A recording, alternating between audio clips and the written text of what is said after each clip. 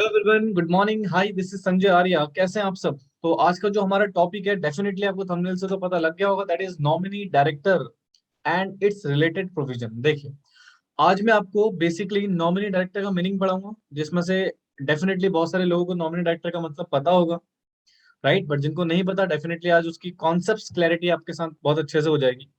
और साथ ही साथ बेटा, आज हम डिस्कस करने वाले हैं सिटिंग फीस, राइट? आज हम क्या डिस्कस करने वाले हैं, that is sitting fees to nominee director. क्या कंपनी किसी भी नॉमिनी डायरेक्टर को सेटिंग फीस पे करेगी या नहीं पे करेगी? Sitting fees sir for what? देखिए, अगर आपने डायरेक्टर अपॉइंट करा है, देन डेफिनेटली डायरेक्टर क्या meeting, director board of director की जो मीटिंग होती है उसको भी अटेंड करेंगे। हाँ जी, डेफिनेटली। तो जब director board of meeting attend करेंगे, तो डेफिनेटली उनको क्या वो सेटिंग फीस दी जाती है? देखो, जनरली सेक्शन 197 में तो दी जाती है डेफिनेटली। तो क्या नॉमिनी डायरेक्टर को भी सेटिंग फीस दी जाएगी या नहीं दी जाएगी? राइट, तो उसके कॉन्सेप्ट्स को आज हम डिस्कस करने वाले हैं। तो सबसे पहले मैं आपको एक कॉन्सेप्ट समझाऊंगा कि नॉमिनी डायरेक्टर बेसिकली होता क्या है, राइट? क्योंकि इसका कॉन्सेप्ट समझ लेते हैं, नॉमिनी डायरेक्टर होता क्या है। चलिए देखेंगे बिल्कुल ध्यान से, कंसंट्रेशन से, ठीक है जी। अब यहाँ पर हम एक एज्यूम कर लेते हैं, there is a company X limited. एक कंपनी है एक्स लिमिटेड, ठीक है। अब यहाँ पर एक बैंक है, या फिर सेंट्रल गवर्नमेंट है, या कोई अदर क्रेडिटर, ठीक है जी। तो there is a three person, central government या you can say any government, right? मैं एक छोटा सा एग्जांपल ले रहा हूँ। अगर मैं यहाँ पर central government sorry, central government side कर रहा हूँ, तो डेफिनेटली आप अदर गवर्नमेंट्स को भी अज्यूम कर लेंगे, स्टेट गवर्नमेंट एक्सेट्रा। अब सर सुनना ध्यान से, यहाँ पर एक सिचुएशन है। अ, ये जो हमारा बैंक है, बैंक ने इस कंपनी को लोन दिया हुआ है, let us assume around 200 crore का। ठीक है जी, बैंक ने कितना लोन दिया हुआ है कंपनी को? 200 करोड़ का। और जो हमारे क्रेडिटर्स हैं, इन्होंने भी कंपनी को करीब करीब 50 करोड़ रुपए का क्रेडिट दे रखा है, ठीक है जी। और सेंट्रल गवर्नमेंट या अदर गवर्नमेंट ने होल्डिंग की हुई है बेटा इस पर्टिकुलर कंपनी में, होल्डिंग द शेयर्स। कहीं ना कहीं देखा जाए तो बैंक, सेंट्रल गवर्नमेंट या स्टेट गवर्नमेंट या कोई भी क्रेडिटर, राइट, ये कॉरपोरेशन भी हो सकते हैं, ठीक है ना। सो जरा ध्यान से सुनिएगा। अब इन्होंने इस कंपनी में एक तरह से देखा जाए तो कुछ इन्वेस्ट किया हुआ है, कुछ पैसा लगा रखा है। तो क्या इन सब का इस कंपनी में इंटरेस्ट फॉल कर रहा है? जी बिल्कुल सर, इन सब का इस कंपनी में एक इंटरेस्ट है जो फॉल कर रहा है। और basically they all are the stakeholder to the company, right? इसमें से कुछ तो शेयर होल्डर भी होंगे, जैसे सीजी ने होल्ड किया हुआ है, तो शेयर होल्डर आपका शेयर होल्डर भी रहेगा। और इन सबको मैं स्टेक होल्डर के नाम से भी जान सकता हूँ। यानी कि स्टेक होल्डर का बेसिक मीनिंग क्या होता है कि सर कोई भी पर्सन जो कंपनी से जिसका इंटरेस्ट हो, राइट, और वो कंपनी के किसी एक्ट से इफेक्ट हो रहा हो, डेफिनेटली उसको हम स्टेक होल्डर बोलते हैं, राइट? ओके, अब ध्यान से सुनना। अब मान लीजिए कोई भी कंपनी का एक्ट, अगर मान लीजिए कोई भी कंपनी, ये कंपनी कोई भी एक्ट करती है, एनी एक्ट, तो क्या इसके एक्ट से इनका इंटरेस्ट इफेक्ट होगा? बिल्कुल सर, इफेक्ट होगा। तो गवर्नमेंट ऑफ इंडिया ने जब कंपनीज एक्ट फ्रेम किया, तो उस कंपनीज एक्ट में प्रोविजन बनाया। ये प्रोविजन ये था कि भाई कोई भी बैंक या कोई भी गवर्नमेंट या कोई भी क्रेडिटर्स या फिर कोई भी कॉर्पोरेशन जिसने एक पर्टिकुलर कॉर्पोरेशन में शेयर होल्ड करे हुए हैं, या उसको लोन दिया हुआ है, या कुछ भी एक्सेट्रा क्रेडिट्स वगैरह दिया हुआ है, तो definitely there is a situation. बिल्कुल ध्यान सुनेंगे कंसंट्रेशन से। यार, बैंक्स इंडिविजुअली कहाँ जाएगा इस कंपनी में? उसे क्या पता कंपनी क्या काम कर रही है? या सेंट्रल गवर्नमेंट के पास इतना टाइम है क्या कि सेंट्रल गवर्नमेंट खुद जाए, चेक करे इस कंपनी में क्या काम चल रहा है वगैरह वगैरह? और ना ही क्रेडिटर्स के पास इतना टाइम होता है। तो गवर्नमेंट कंपनीज एक्ट हमारा कहता है, कंपनीज एक्ट 2013 कहता है कि दे ऑल स्टेक होल्डर्स, जितने भी स्टेक होल्डर्स हैं कंपनी में, यानी कि जो हमारी एक्स लिमिटेड कंपनी है, कंपनी में अपॉइंट कर सकते हैं एक डायरेक्टर को। क्या कर सकते हैं जी? अपॉइंट कर सकते हैं एक डायरेक्टर को, जो कि बोर्ड मीटिंग अटेंड करेगा। और वो बोर्ड मीटिंग जहां पर डेफिनेटली ना इनके इंटरेस्ट कन्फ्लिक्ट हो रहे होंगे, राइट, और ये इंश्योर करेगा कि कंपनी स्टेक होल्डर के इंटरेस्ट में काम कर रही हो। और कोई भी ऐसा एक्ट ना करे जो against the stakeholder interest होगा, राइट। तो this is the basic concept regarding nominee director. अब नॉमिनी डायरेक्टर बेसिकली अपॉइंट किसने किया, इन्होंने, क्या इनके पास अथॉरिटी है? हाँ जी, देखो ये नॉमिनेट करके नाम देंगे बोर्ड ऑफ डायरेक्टर को, राइट। और board of director board resolution pass करके कंपनी में उस डायरेक्टर को अपॉइंट कर देंगे, ठीक है। यानी कि सर जो एक्स लिमिटेड कंपनी है इसमें बैंक्स, सेंट्रल गवर्नमेंट या स्टेट गवर्नमेंट या फिर कोई भी अदर क्रेडिटर क्या करेगा बच्चे, एक नाम नॉमिनेट करके देंगे किसको, कंपनी को, कंपनी के बोर्ड ऑफ डायरेक्टर को। और कंपनी के board of director board resolution pass करके उस पर्टिकुलर पर्सन को कंपनी के डायरेक्टर में अपॉइंट कर देंगे as a nominee director, right. अब क्वेश्चन ये आता है सर, ये फ्यूचर में डेफिनेटली बोर्ड मीटिंग अटेंड करेगा, इसको नोटिस वगैरह भी दिया जाएगा बोर्ड मीटिंग का, और ये बोर्ड मीटिंग को क्या करेगा बच्चे, अटेंड करेगा। और जब ये बोर्ड मीटिंग अटेंड करेगा, जैसे कि हमारा एक बेसिक सिचुएशन चलता है, चाहे एग्जीक्यूटिव डायरेक्टर हो, चाहे नॉन एग्जीक्यूटिव डायरेक्टर हो, चाहे इंडिपेंडेंट डायरेक्टर हो, चाहे नॉन इंडिपेंडेंट डायरेक्टर हो, अगर वो कंपनी की बोर्ड्स मीटिंग को अटेंड कर रहा है, डेफिनेटली वो सिटिंग फीस लेते हैं, राइट। उनको सिटिंग फीस दी जाती है। तो क्या सर नॉमिनी डायरेक्टर को भी कंपनी सिटिंग फीस देगी क्या? एक लॉजिकल बात बताना ना, यहाँ पर डोंट यू थिंक कंपनी के ऊपर एक एक्स्ट्रा बर्डन आ रहा है? भाई बैंक ने लोन दिया, सीजी ने क्रेडिटर शेयर होल्ड करे हुए हैं, या अदर क्रेडिटर्स ने लोन दिया हुआ है, अब वो अपने एक डायरेक्टर अपॉइंट कर रहे हैं, इसमें कंपनी का कहां से कुछ फायदा हो गया, राइट। बट कंपनी क्या इसको पे करेगी सिटिंग फीस? तो ये देखने वाली बात है, राइट। तो आज का जो मेरा मेन कॉन्सेप्ट है ना वो यही है कि बेसिकली नॉमिनी डायरेक्टर को सिटिंग फीस दी जाएगी या नहीं दी जाएगी, ये पता करना है और डेफिनेटली आपको समझ में आ जाएगा। एंड आई होप सो कि आपको एक कॉन्सेप्ट क्लियर हो गया होगा कि बेसिकली क्यों कंपनी में नॉमिनी डायरेक्टर को अपॉइंट किया जाता है, राइट। अब कुछ प्रोविजन डिस्कस कर लेते हैं एंड देख लेते हैं क्या सिचुएशन है, राइट। चलिए देखिए, सबसे पहले हम नॉमिनी डायरेक्टर का डेफिनेशन डिस्कस कर लेते हैं क्या कहता है। देखो जी, कहता है nominee director means a director appointed to boards, company के बोर्ड्स में अपॉइंट होता है बेटे, of a company to represent the interest of their appointer on the boards, right. जिन्होंने भी इसको अपॉइंट करा है डेफिनेटली उसके इंटरेस्ट के लिए काम करेगा। Nominated by any financial institutions, shareholders, creditors, any stakeholders, sorry, and appointed by the government or any other person pursuant to the provision of any law for time being forced to be present in interest। यानी कि सीधी सी बात है sir, जो भी आपने concept में पढ़ा वही चीज यहाँ पर फ्लोट करी गई है। द थ्योरी बेसिकली ये बोल रही है जो भी स्टेक होल्डर्स होंगे, जिनका भी कंपनी में इंटरेस्ट होगा, वो पर्सन एक पर्टिकुलर व्यक्ति को, एक पर्सन को बोर्ड्स में अपॉइंट कर सकते हैं और उस पर्सन को हम नॉमिनी डायरेक्टर बोलेंगे। देखिए बेटा क्या लिखा है further, this is the provision regarding nominee director, section 161 subsection 3 of companies act 2013, right. कहता है subject to the articles of company, ध्यान सुनेगा प्लीज, ये एक सिचुएशन है यहाँ पर, इसको पढ़ेंगे, इसको सर्कल में डालिए। कहता है section 61 subsection 3, section 161 subsection 3 of companies act 2013 subject to the article of company. Article भी देखोगे, आर्टिकल में क्या लिखा हुआ है, क्या आर्टिकल में कोई और तरीका बता रखा है नॉमिनी डायरेक्टर को अपॉइंट करने का, कि कौन कौन नॉमिनी डायरेक्टर अपॉइंट हो सकता है, कौन नहीं हो सकता, वगैरह वगैरह। तो आप पहले आर्टिकल को चेक करेंगे, देन उसके बाद आप इसकी सिचुएशन को देखेंगे।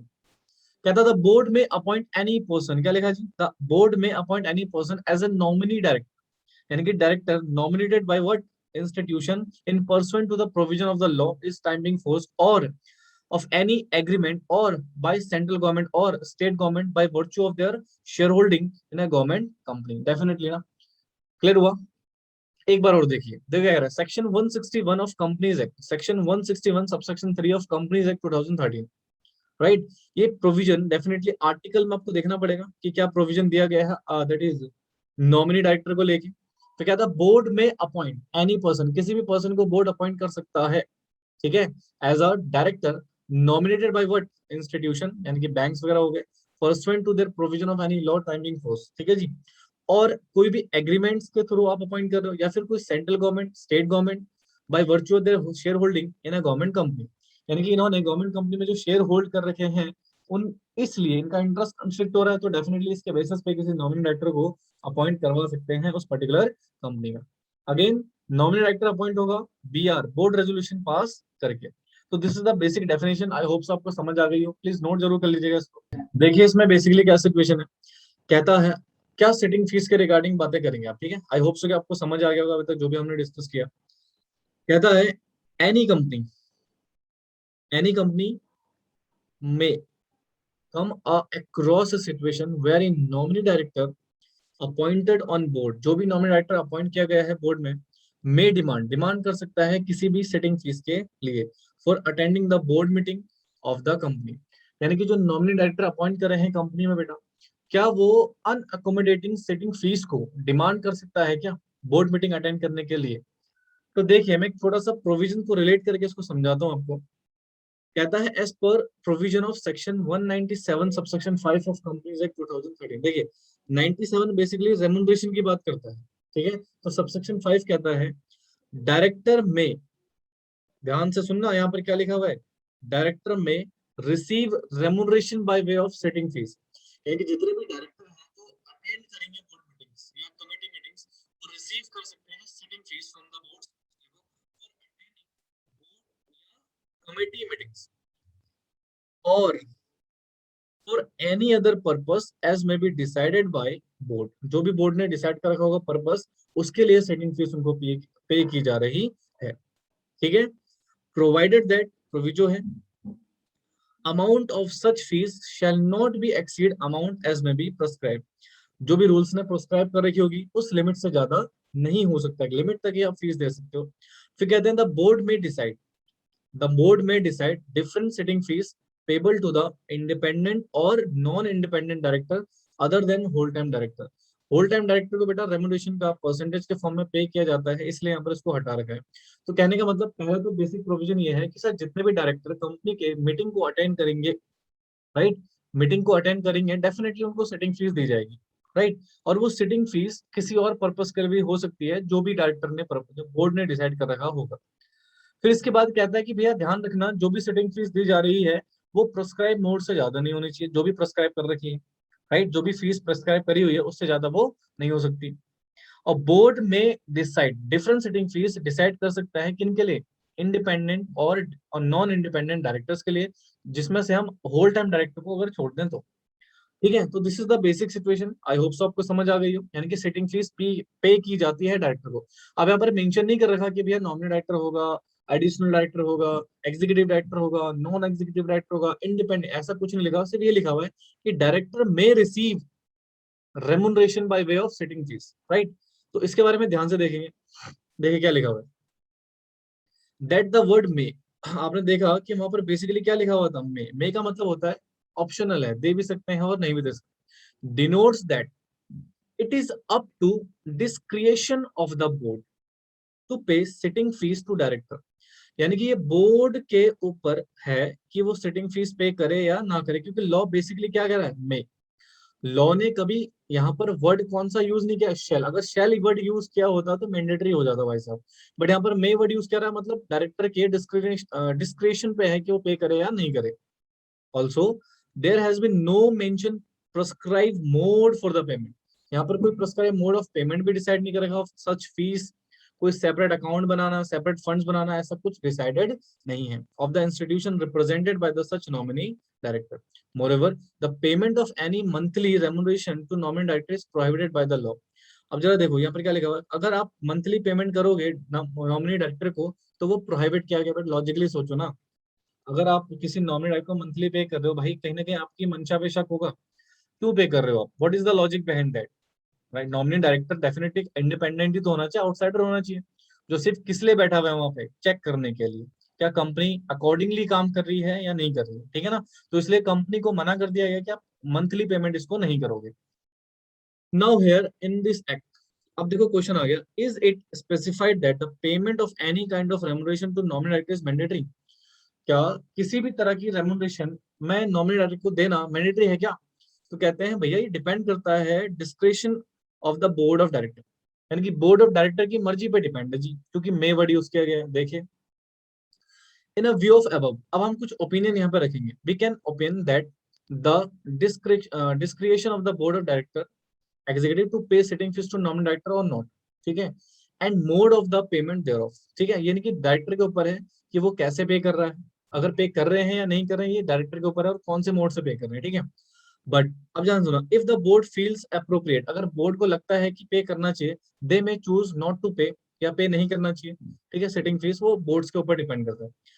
ठीक है, नॉट टू पे या पे।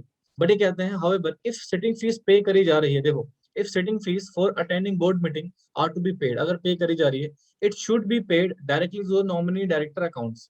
ध्यान सुनना, पहले तो आपकी मर्जी है पे करना या नहीं करना, आप नहीं भी पे कर सकते हैं, पे कर सकते हैं आप, that is up to you, boards of director के ऊपर है। बट कहते हैं नॉमिनी डायरेक्टर एंड राइट, अगर इन नॉमिनी डायरेक्टर को पे कर रहे हैं तो उसको पे करेंगे, not in account of body corporate, जिसके लिए वो अपॉइंट किया गया उसके अकाउंट में आप पे नहीं करोगे, विच दे इज रिप्रेजेंटिंग, जिसको वो रिप्रेजेंट कर रहा है। राइट, एक चीज यहाँ पे क्लियर हो गई सर, पे करना ना करना किसके ऊपर है, कंपनी के ऊपर, ठीक है, यानी कि बोर्ड्स ऑफ डायरेक्टर के ऊपर। अगर वो बोर्ड ऑफ डायरेक्टर पे नहीं करे तो नथिंग, पे नहीं करेंगे, ठीक है, बात खत्म होगी। बट अगर पे कर रहे हैं तो ध्यान सुनना, अगर पे कर रहे हैं तो डेफिनेटली एक मोड प्रोस्क्राइब्ड है, यानी कि आप सीधे के सीधे किसको दोगे, नॉमिनी डायरेक्टर को ही पे करोगे, यानी कि आप किसी बॉडी कॉर्पोरेट्स के अकाउंट्स में उसको क्रेडिट नहीं कर सकते। ठीक है, कहते हैं however in some cases there may be understanding between appointer and the nominee director, जो नॉमिनी डायरेक्टर है और जो अपॉइंटर है, माइट बी इनमें कुछ अंडरस्टैंडिंग हो सकती है upon the accrual of sitting fees, right, the benefit of which if any would be enjoy by the appointer, तो उस केस में अपॉइंटर एंजॉय कर सकता है and not by the nominee director, यानी कि नॉमिनी डायरेक्टर और अपॉइंटर के बीच में पहले से कुछ एग्रीमेंट्स हो रखे हैं, कुछ अंडरस्टैंडिंग है उनके बीच में, राइट, तो उस केस में जो बेनिफिट ऑफ सिटिंग फीस है वो किसको मिलेगी, डेफिनेटली अपॉइंटर को। Such nominee director may choose remit share such sitting fees with the appointer, ठीक है, अपॉइंटर के साथ वो क्या कर सकता है, उस पर्टिकुलर फीस को शेयर कर सकता है। However in such case it is still mandatory on part of the company to pay such setting fees only to the nominee director in his bank account, but still अगर understanding है भी तो भी आप क्या करोगे, डायरेक्टर के bank account में ही क्या करोगे, पेमेंट करोगे। ठीक है, तो this is it, I hope so कि आपको ये चीजें समझ आई हो जो भी आज हमने डिस्कस करा है about the nominee director and the related issues. If you understand this lecture please share it with your friends and also give a like and share this video please. चलिए मिलते हैं आपसे नेक्स्ट लेक्चर में with a new concept.